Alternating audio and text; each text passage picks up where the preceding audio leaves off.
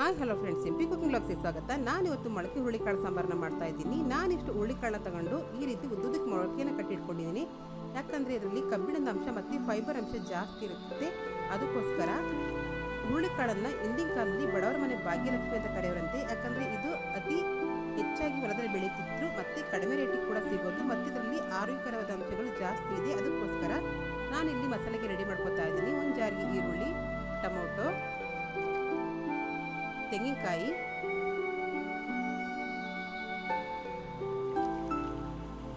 ಕೊತ್ತಂಬರಿ ಸೊಪ್ಪು,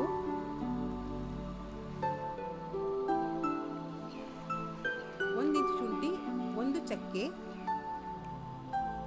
ಇದಕ್ಕೆ ಅಚ್ಕಾರದ ಪುಡಿ, ಧನಿಯಾ ಪುಡಿ, ರುಬ್ಬಕ್ಕೆ ಎಷ್ಟು ನೀರು ಬೇಕು ಅಷ್ಟು ಹಾಕಿ ಈ ರೀತಿ ನುಣ್ಣು ರುಬ್ಕೊಂಡು ಬಂದಿದ್ದೀನಿ. ಇವಾಗ ಕ್ಲೀನಾಗಿ ತೊಳೆದಿರೋಂತಹ ಮೊಳಕೆ ಕಾಳಿಗೆ ಈ ರೀತಿ ಎಣ್ಣೆನ ಮಿಕ್ಸ್ ಮಾಡ್ಕೊತಾ ಇದ್ದೀನಿ. ಈ ರೀತಿ ಒಂದ್ಸಲ ಡಿಫ್ರೆಂಟಾಗಿ ಮಾಡಿ ನೋಡಿ. ಕಾಳಿನ ಫ್ಲೇವರ್ ಚೆನ್ನಾಗಿರುತ್ತೆ, ಹಾಗೆ ಸಾಂಬಾರು ಕೂಡ ಚೆನ್ನಾಗಿರುತ್ತೆ. ಇದಕ್ಕೆ ರುಬ್ಬಿರೋಂಥ ಅರ್ಧ ಮಸಾಲೆನ ಹಾಕೋತಾ ಇದ್ದೀನಿ. ಇದನ್ನು ನೀಟಾಗಿ ಒಂದ್ಸಲ ಮಿಕ್ಸ್ ಮಾಡ್ಕೋಬೇಕು. ಈ ರೀತಿ ಮಾಡೋದ್ರಿಂದ ಸಾಂಬಾರಲ್ಲಿ ಕಾಳಿನ ಫ್ಲೇವರ್ ಆಗಿರುತ್ತೆ ಮತ್ತು ತುಂಬಾ ಘಮ ಅಂತ ಇರುತ್ತೆ. ಅದಕ್ಕೋಸ್ಕರ ಈ ರೀತಿ ಮಿಕ್ಸ್ ಮಾಡಿ ಇಟ್ಕೊಂಡಿದ್ದೀನಿ. ಒಂದು ಪಾತ್ರೆಗೆ ಎಣ್ಣೆನ ಕಾಯಕ್ಕಿಡ್ತಾ ಇದ್ದೀನಿ. ಇದಕ್ಕೆ ಕರಿಬೇವಿನ ಸೊಪ್ಪು, ಈರುಳ್ಳಿ, ಟೊಮೊಟೊ ಮತ್ತು ಸಾಸಿವೆನ ಹಾಕಿ ಮೆತ್ತಗಾಗೋವರೆಗೂ ಇದನ್ನು ಫ್ರೈ ಮಾಡ್ಕೋತೀನಿ. ನಾವು ಮೊಳಕೆ ಕಾಳನ್ನ ದಿನನಿತ್ಯ ಸೇವಿಸೋದ್ರಿಂದ ನಮ್ಮ ತೂಕವನ್ನು ಕಡಿಮೆ ಮಾಡುತ್ತೆ. ಹಾಗೆ ಇದರಲ್ಲಿ ಫೈಬರ್ ಅಂಶ ಜಾಸ್ತಿ ಇರೋದ್ರಿಂದ ಮಲಬದ್ಧತೆಯೂ ಕೂಡ ಸರಿ ಮಾಡುತ್ತೆ. ಹಾಗೆ ಇದರಲ್ಲಿ ಮೊಳಕೆ ಅಂಶ ಜಾಸ್ತಿ ಇರೋದ್ರಿಂದ ಕಬ್ಬಿಣದ ಅಂಶ ಜಾಸ್ತಿ ಇರುತ್ತೆ. ಇದು ರಕ್ತದ ಪ್ರಮಾಣನೂ ಕೂಡ ಜಾಸ್ತಿ ಮಾಡುತ್ತೆ. ಈ ರೀತಿ ಇದನ್ನು ಫ್ರೈ ಮಾಡ್ಕೊತಾ ಇದ್ದೀನಿ. ಈ ರೀತಿ ಫ್ರೈ ಮಾಡ್ಕೋಬೇಕು. ಈಗ ಮೆತ್ತಗಾಗಿದೆ.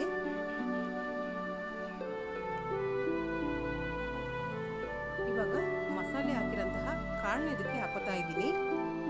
ಇದಕ್ಕೆ ಸ್ವಲ್ಪ ಅರಿಶಿನ ಕೂಡ ಮಿಕ್ಸ್ ಮಾಡ್ಕೋತೀನಿ.